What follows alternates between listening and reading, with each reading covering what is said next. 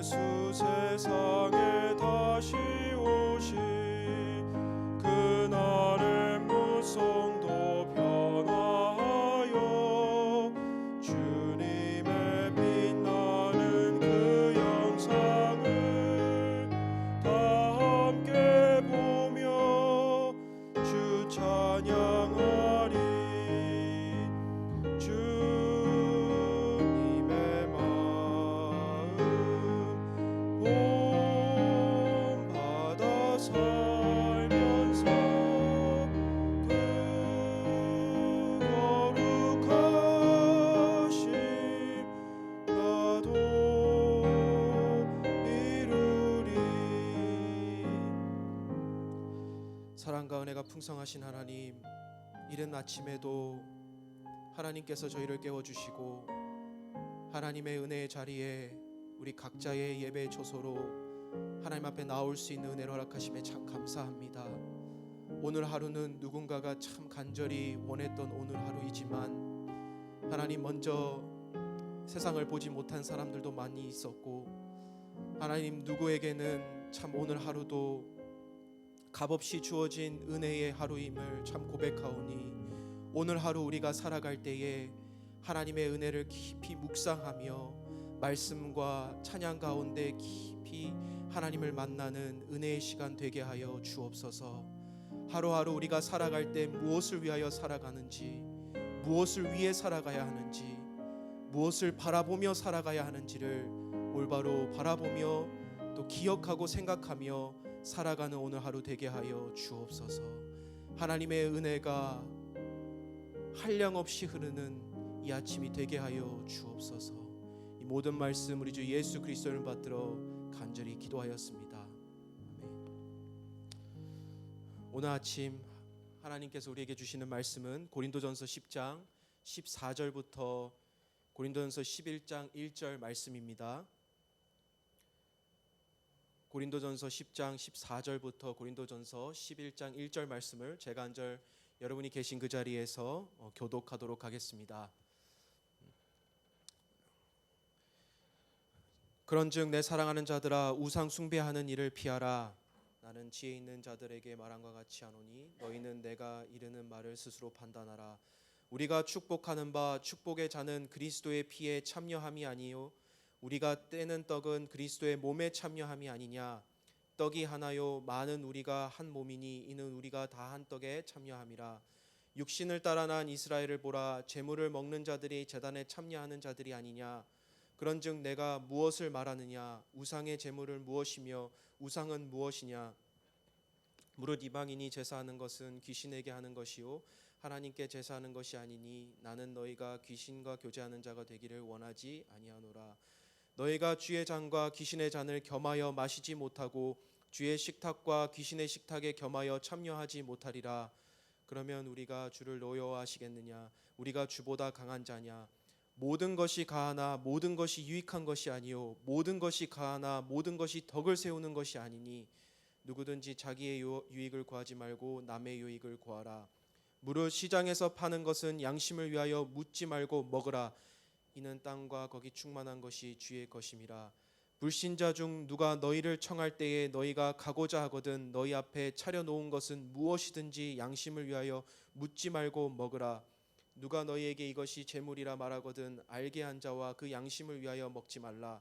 내가 말한 양심은 너희의 것이 아니요 남의 것이니 어찌하여 내 자유가 남의 양심으로 말미암아 판단을 받으리요. 만일 내가 감사함으로 참여하면 어찌하여 내가 감사하는 것에 대하여 비방을 받으리요.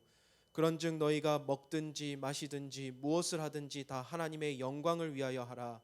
유대인에게나 헬라인에게나 하나님의 교회에나 거치는 자가 되지 말고 나와 같이 모든 일에 모든 사람을 기쁘게 하여 자신의 유익을 구하지 아니하고 많은 사람의 유익을 구하여 그들로 구원을 받게 하라. 내가 그리스도를 본받는 자가 된 것 같이 너희는 나를 본받는 자가 되라. 아멘. 한동대학교를 다니면서 인상 깊은 가르침이 있었다면 바로 한동대학교에서 가르치는 그 분 중에 하나가 배워서 남주자였습니다. 각 대학교마다 목표하는 것이 있는데 가령 학교들마다 100% 취업률을 목표로 한다든지 아니면 국가고시의 합격률을 높인다든지 각 개인의 성공과 사회적 지위를 위한다는 것이라든지 이러한 목표들이 있습니다. 하지만 한동대학교가 가지고 있었던 인상 깊었던 교훈은 배워서 남주자였습니다. 힘겹게 공부하여 초등학교와 중고등학교 힘든 시기를 지나서 대학교를 오게 되었는데 우리가 각자가 가지고 있는 목표와 비전보다는 우리가 가진 것, 우리가 배운 것을 남을 위하여 사용하자라는 그 메시지였습니다.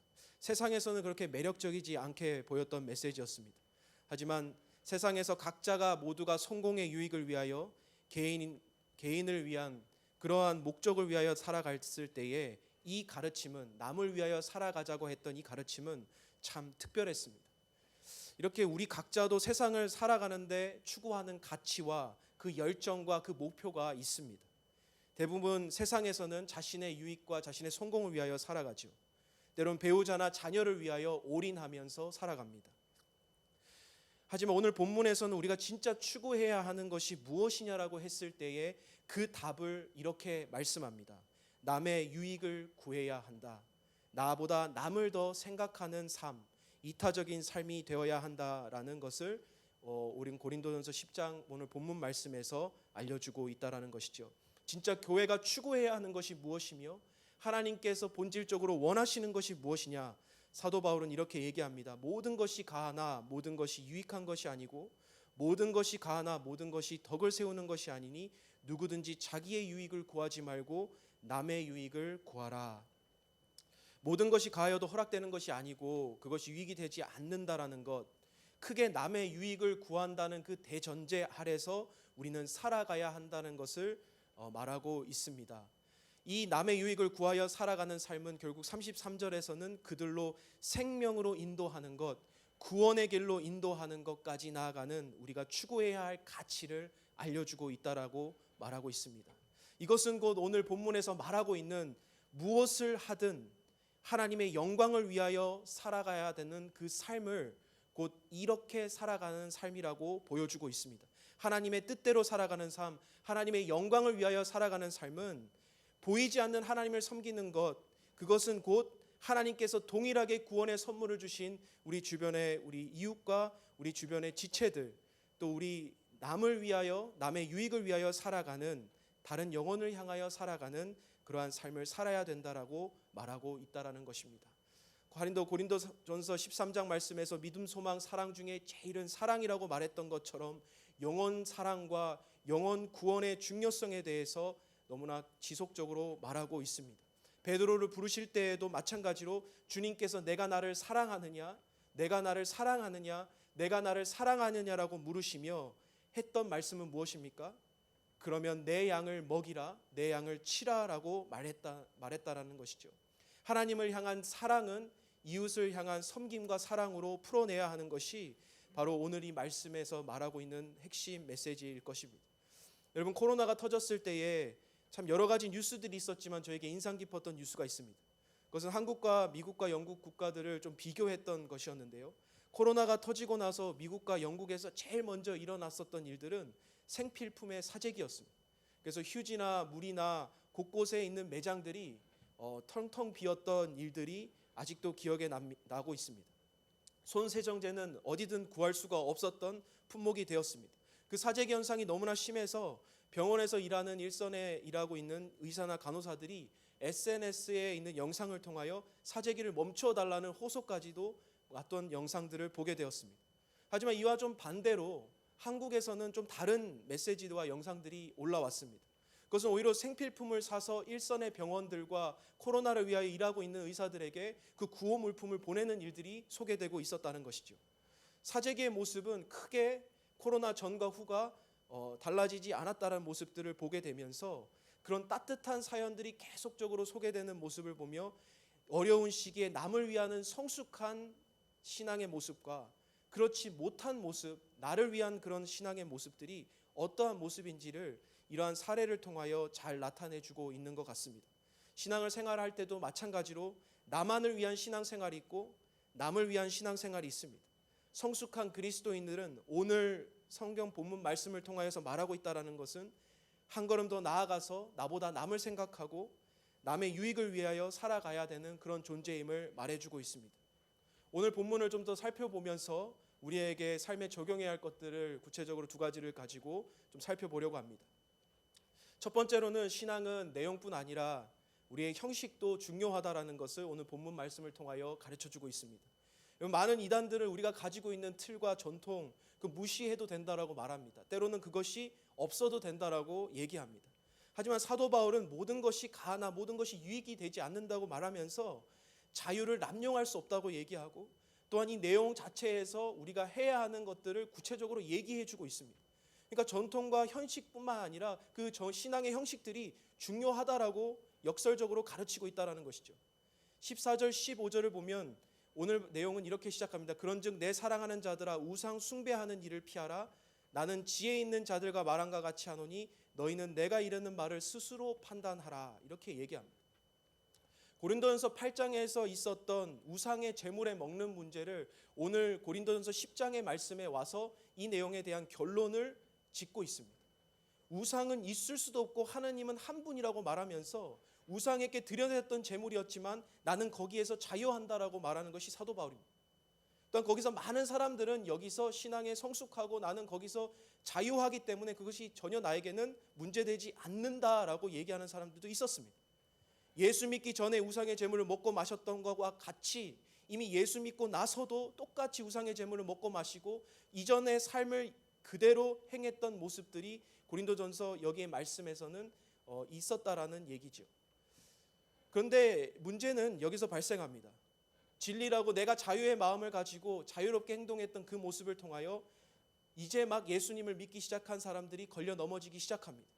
근데 그렇게 걸려 넘어지기 시작한 사람들을 보고 여기에 있었던 자유했던 사람들도 그들을 비난하기 시작합니다.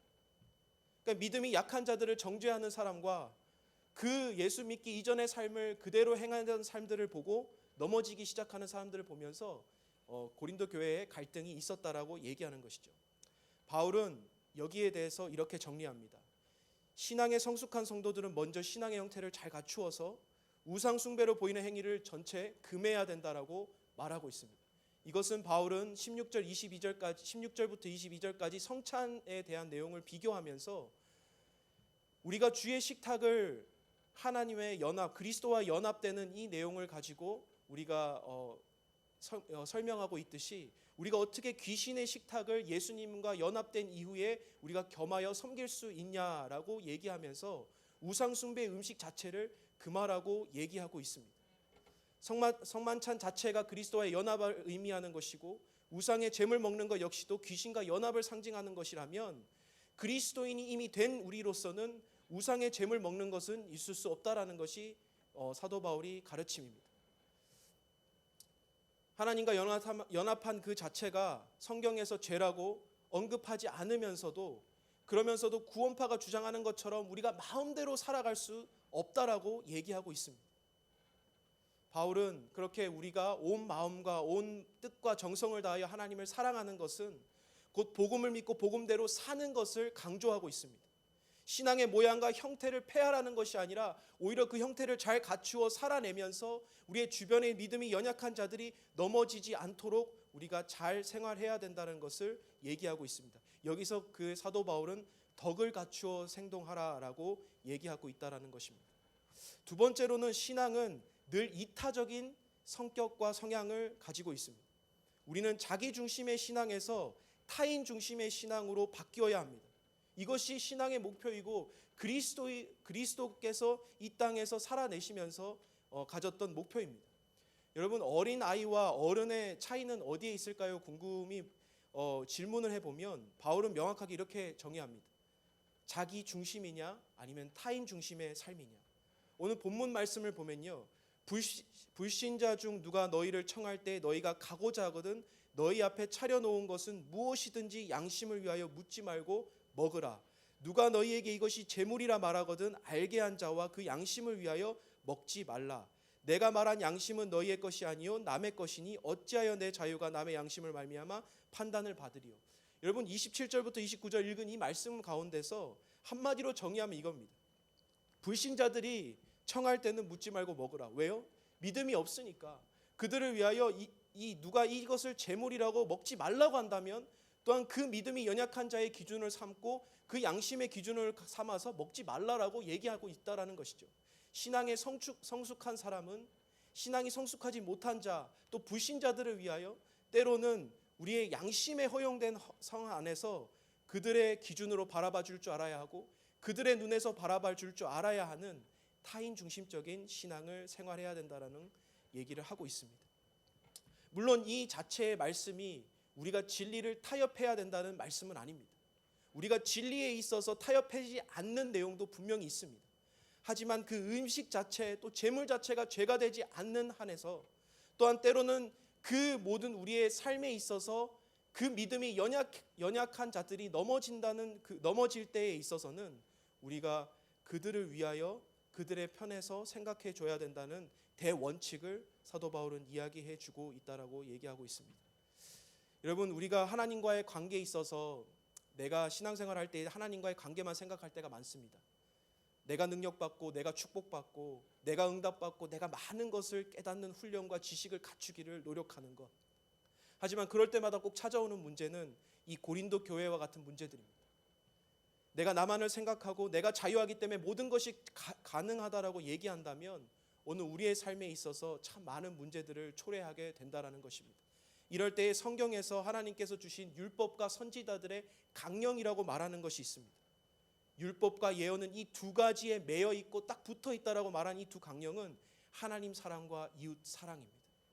신앙인의 대행동의 원칙은 바로 하나님을 존중히 여기며 생명을 존중히 여기는 것에 있어서 우리의 행동의 가이드라인, 우리의 신앙생활의 가이드라인으로 내릴 수 있다라고 얘기할 수 있습니다.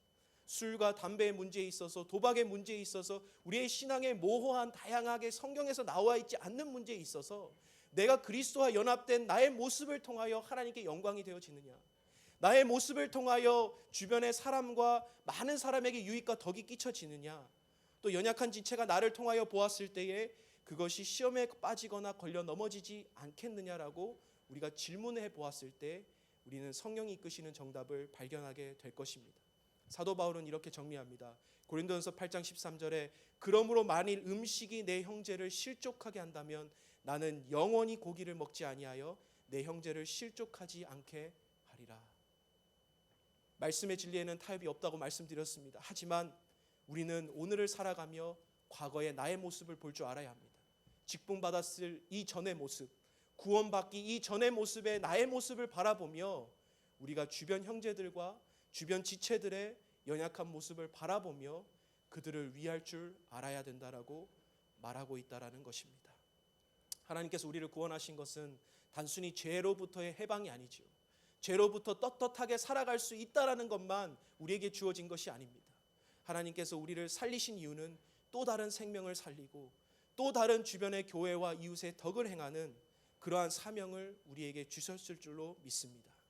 오늘 말씀의 결론을 맺으면서요, 배워서 남주자, 세상의 지혜에 비춰보면 참 미련하고 연약한 내용입니다. 특히 학교나 직장과 교회에서 보면 프리라이더, 또 때로는 하나님의 공의대로 이루어지지 않는 모습들을 보아졌을 때에 다른 사람이 수고한 것을 제대로 얻지 못하고 또 내가 노력한 것이 제대로 인정받지 못했을 때, 또 사람들을 만났을 때 이해하기 어려운 부분들도 참 많이 있는 것이 사실입니다. 하지만 그 모든 상황과 여건 가운데서도 오늘 본문의 핵심은 그런즉 너희가 먹든지 마시든지 무엇을 하든지 다 하나님의 영광을 위하여 하라. 하나님의 영광을 위하여 하라고 말씀하면서 오늘 본문은 하나님의 영광을 위하여, 하나님의 기쁘시게 하기 위하여 하는 행동은 바로 남의 유익이 되어 구원에 이르게 하는 데 최선을 다하라고 말하고 있다는 것입니다. 웨스트민스터 소요리 문답에서도 인간의 가장 우선되는 목적은 하나님을 영화롭게 하고 하나님을 영원히 즐거워하는 것이라고 말하고 있습니다. 그 영화롭게 하고 영광이 되어지는 것, 많은 사람의 유익을 구하여 그들로 구원을 받게 하라라고 하는 하나님의 이 본질적인 이 가르침이 오늘 저와 여러분의 삶 속에서 하나님이 드러나며 우리의 많은 구원의 열매들이 맺게 되어지는 귀한 하루가 되어지기를 간절히 축복합니다. 오늘 우리 하루의 슬로건이 사역해서 남주고 일해서 남주고 우리가 베푸는 그러한 삶으로 나아가시는 여러분 되시기를 간절히 축복합니다. 오늘 이 시간 함께 기도하겠습니다. 우리 함께 기도 제목을 나눌 때에 오늘 하루 무엇을 하든 하나님의 영광을 위하여 사는 우리가 되게 하여 주시고 신앙생활을 하면서 많은 사람들의 유익을 구하는 삶이 되도록 하여 주옵소서. 두 번째로는 담임 목사님께서 늘 성령 충만하여 말씀 준비와 말씀을 선포하실 때마다 하나님의 능력이 나타나게 하옵시고 모든 리더십들이 동일하게 성령 충만하게 하시고 더욱더 말씀과 기도로 비상하게 하옵소서. 선교사님 위해 특별히 기도할 때에 김요셉, 이정진 선교사님, 소아시아 IPCA 사역을 위해서 기도하여 주시고 국제사역을 할 때에 가족 모두가 성령 충만함과 미국에 있는 두 자녀가 학업을 잘 감당할 수 있도록 도와주옵소서. 이렇게 기도하여 주시면서 여러분의 오늘 하루와 하나님께서 여러분의 타인을 위하여 살아갈 때에 여러분이 주신 비전을 위하여 또한 사명을 위하여 함께 기도하며 오늘 하루를 살아가시길 간절히 축복합니다. 함께 기도하겠습니다. 사랑하는 은혜가 풍성하신 아버지, 오늘도 우리의 삶 가운데 우리의 신앙생활이 어쩌면 나와 내 가정과 나만을 위하여 살아가는 모습이 아닌 것처럼 하나님 우리를 돌아보게 됩니다. 하나님 참 부끄럽고 연약